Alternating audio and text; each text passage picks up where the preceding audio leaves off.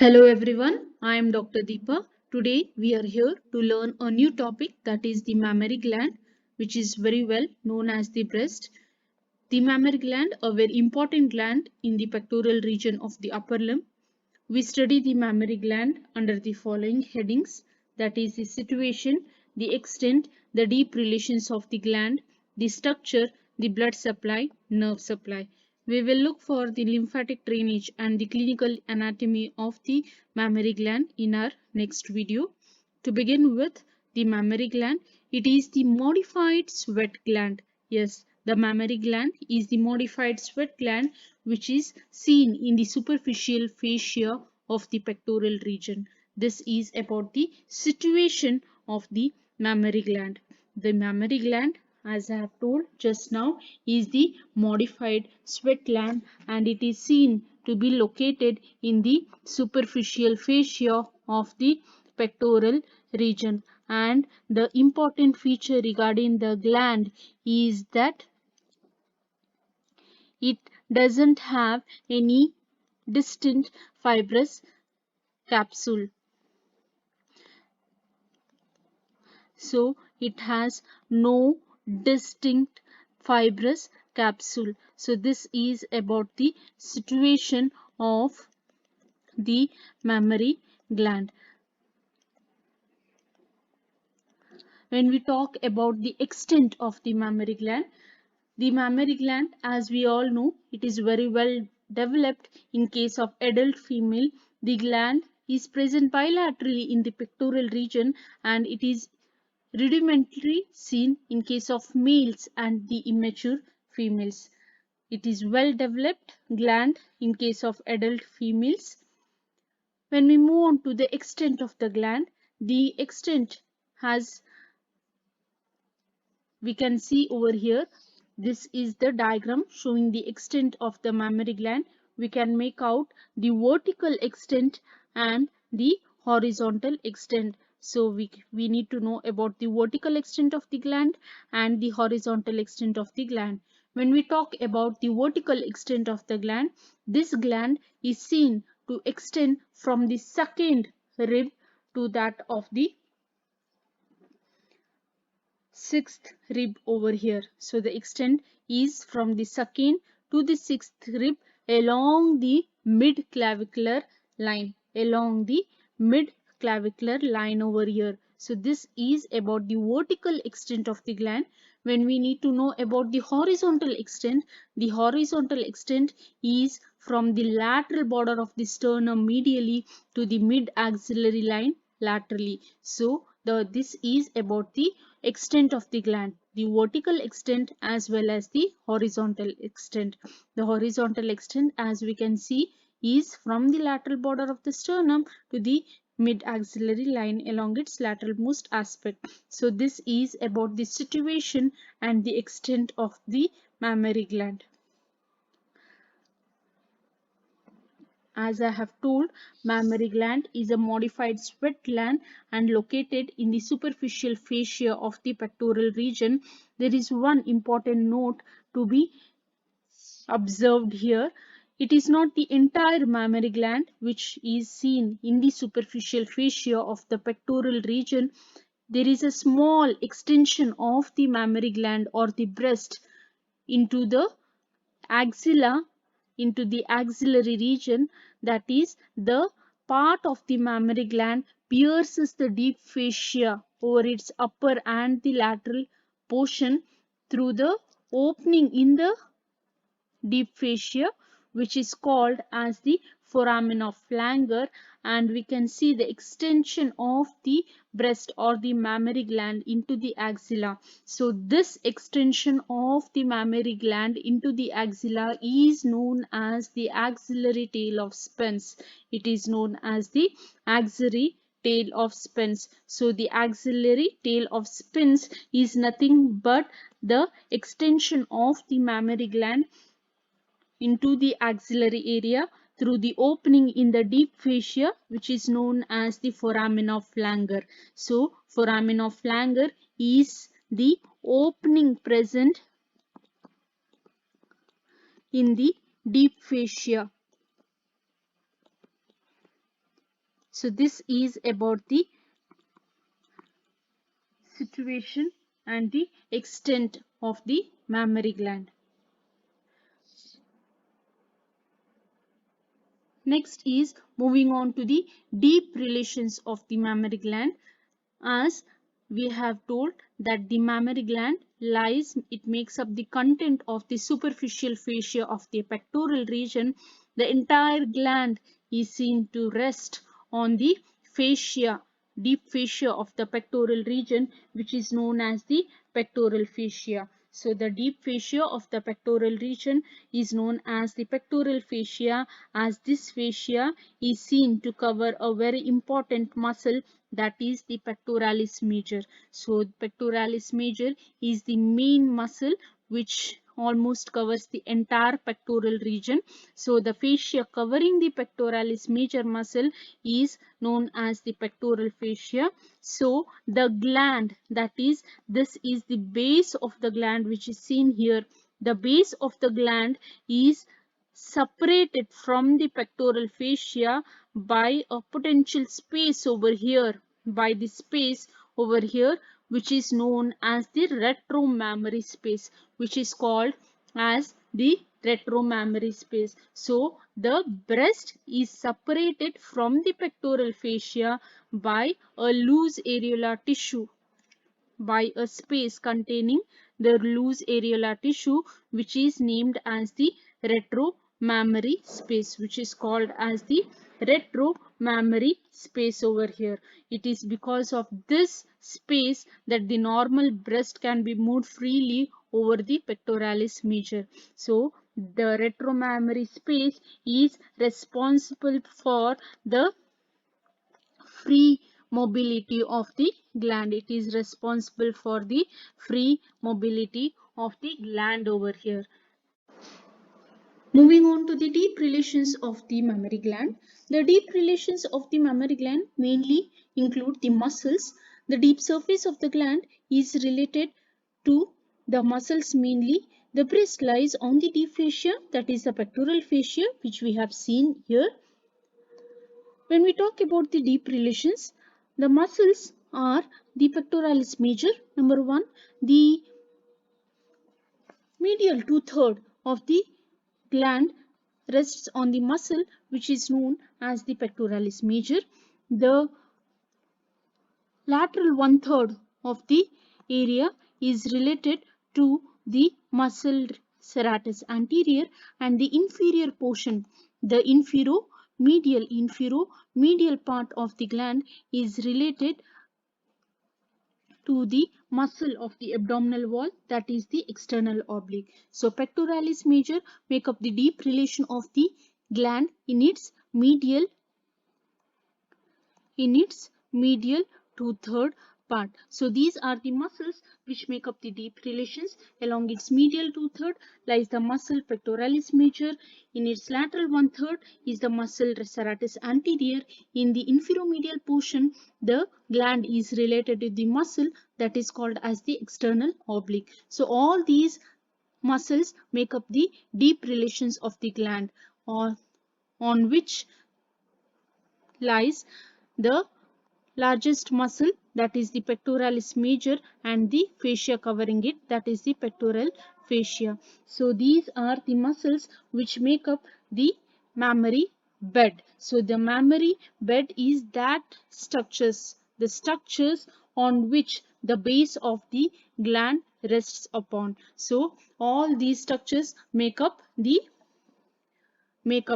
mammary bed. They make up the mammary bed of the gland over here. So this is called as the mammary bed. So these structures makes up the deep relations of the glands. Next, moving on to the structure of the mammary gland or the breast. We study the structure of the mammary gland under the three topics, that is the skin of the mammary gland, number one. Number second is the parenchyma of the mammary gland, and number third is the stroma of the mammary gland, the parenchyma and the stroma. So firstly begin to the skin of the breast, we study the skin.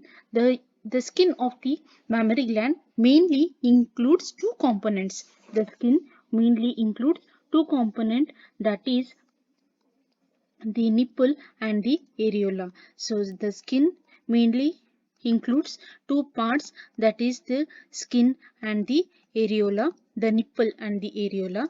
The nipple is the conical or the cylindrical projection of the breast seen roughly along the fourth intercostal space. So it is roughly located in the plane of the fourth intercostal space around 10 centimeters from the midline. So this is the location of this nipple over the skin.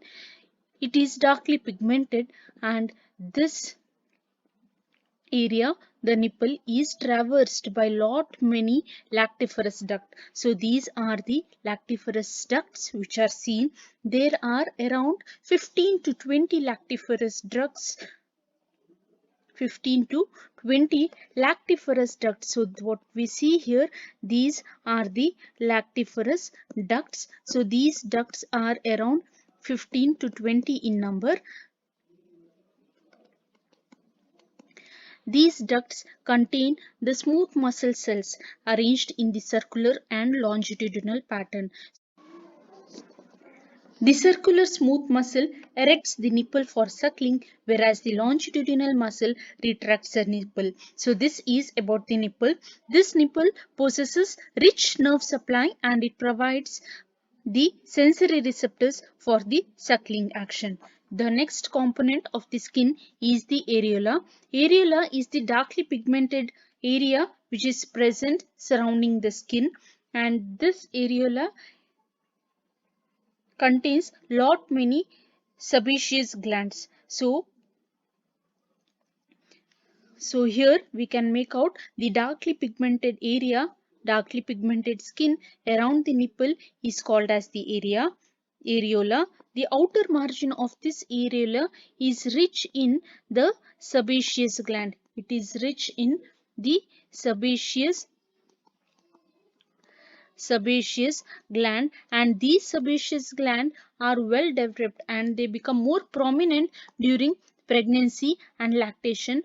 They are called as the Montgomery tubercles. They are known as the Montgomery tubercles. So these Montgomery tubercles are nothing but the enlarged sebaceous gland which is seen during the lactation and pregnancy. So they are called as the Montgomery tubercles. So these Montgomery tubercles are seen along the outer margin of the areola.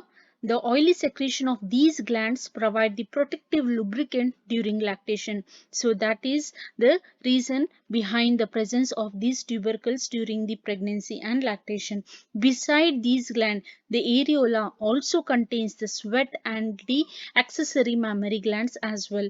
The skin of the areola and the nipple are devoid of hair and the subcutaneous fat. So this is the very important to be noted, that is the skin of the areola and nipple. They are devoid of the hair and the subcutaneous fat. They are devoid of hair and subcutaneous fat. So this is about the skin over the mammary gland. So next, moving on to the parenchyma. Before moving on to the parenchyma, we need to know about the lactiferous sinus also. These lactiferous sinus, they lie deep to the areolar portion of the mammary gland. Deep to the areola or beneath the areola, each lactiferous duct is enlarged to make up the lactiferous sinus which lie deep to the areola, and the subareolar lymphatic plexus of Sapi collects the lymph from the areola and the nipple portion of the skin over here. So the lactiferous sinus located here lie deep to the areolar portion of the breast. When we talk about the parenchyma of the parenchyma is a compound tubulo-alveolar gland which is mainly involved in the secretion of the milk. The glands are around about 15 to 20 in number. So these are the 15 to 20 lobes which are seen which make up the parenchyma. So the parenchyma mainly contains around 15 to 20 lobes. Now each lobes of the parenchyma contains lot many lobules and the SNR cells. We can see over here the enlarged picture of one lobe which is seen. The content of each lobe is made up of lot many lobules, and each lobule contains the SNR cell.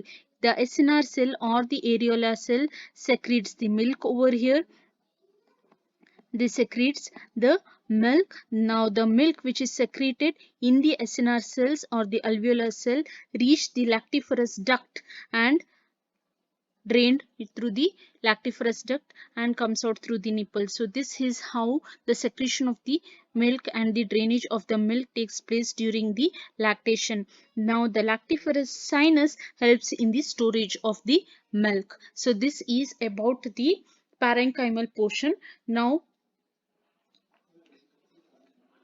next, moving on to the stromal portion, that is the stroma of the mammary gland. Now in this picture we can make out the lobes and lobules. So these are the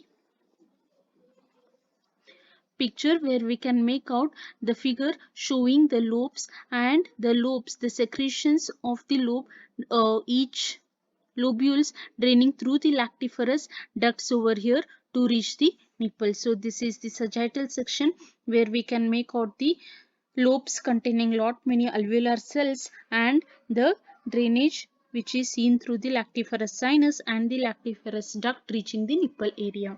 Next, moving on to the stromal portion of the gland. The stroma is nothing but the supporting framework of the gland. Yes, the stroma is nothing but the supporting framework of the gland, which is mainly fibrous and fatty component, which is mainly made up of the fibrous and the fatty component. The fibrous stroma forms the septa, which is called as the suspensory ligaments of the Cooper. The suspensory ligament of the Cooper, which make up the stromal component of the gland, they are nothing but the fibrous septae, which is extending from the skin to the pectoral fascia. So these ligament of Cooper, they are seen extending from the skin of the mammary gland reaching up till the pectoral fascia of the gland. So this is the ligaments make up the connecting link between the skin and the deep fascia, that is the pectoral fascia. The fatty portion make up the main bulk of the gland and it is distributed all over the breast except beneath the nipple and the areola. So as I have already told, the nipple and areola is devoid of the subcutaneous fat.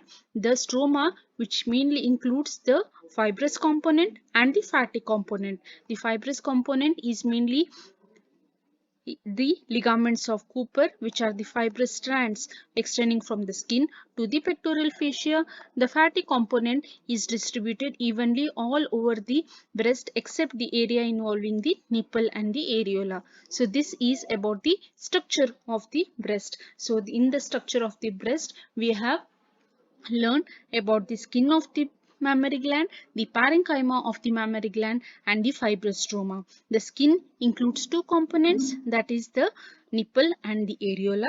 The nipple mainly contains the lactiferous ducts, whereas deep to the areola lies the lactiferous sinuses, and we need the special mention about the Montgomery tubercles, which are nothing but the enlarged sebaceous gland which is seen along the outer margin of the areola, which is mainly responsible for the lubrication of the gland during lactation. This parenchymal component, as we have discussed, contains lot many lobes. Each lobes contain the lobules and the SNR cell, which is mainly involved in the secretion of the milk. Later, the stromal component includes two parts. that is the fatty component and the fibrous component. The fatty components make up the ligamental. The fibrous component make up the ligament of Cooper, which connect the skin of the mammary gland to the pectoral fascia, whereas the fatty component is distributed all over except the area over the nipple and the areola. So this is about the structure of the breast. Next, moving on to the arterial supply of the breast. The blood supply of the breast is very important as the mammary gland is extremely vascular and it is supplied by the branches of the following arteries. As we can make out over here, it is supplied by the arteries such as the internal thoracic artery, which are the branches of which is the branch of the subclavian artery, and also it is also supplied by the lateral thoracic artery, by the branches of the posterior intercostal arteries. So these are the arteries which make up the main vascular supply to the breast. So the branches of the axillary artery, the superior thoracic, the acromiothoracic, the lateral thoracic arteries, the branches coming from the posterior intercostal arteries, and of course the perforating branches from the internal thoracic artery. All these make up the main vascular supply reaching the breast. This is the atlas picture showing the axillary artery and its branches supplying the mammary gland. So from the medial end lies the internal thoracic artery supplying the breast through its perforating branches.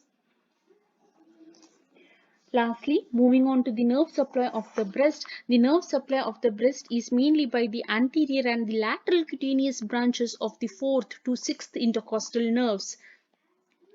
The nerves convey the sensory fibers to the skin and the autonomic fibers to the smooth muscles and to the blood vessels. So this is about the nerve supply. So the nerve supply is mainly by the cutaneous branches from the 4th to the 6th intercostal nerves. So in this video we have studied about the location of the mammary gland, the extent of the mammary gland, the mammary bed, which makes up the deep relations of the gland, the structure of the mammary gland, the blood supply and the nerve supply of the mammary gland.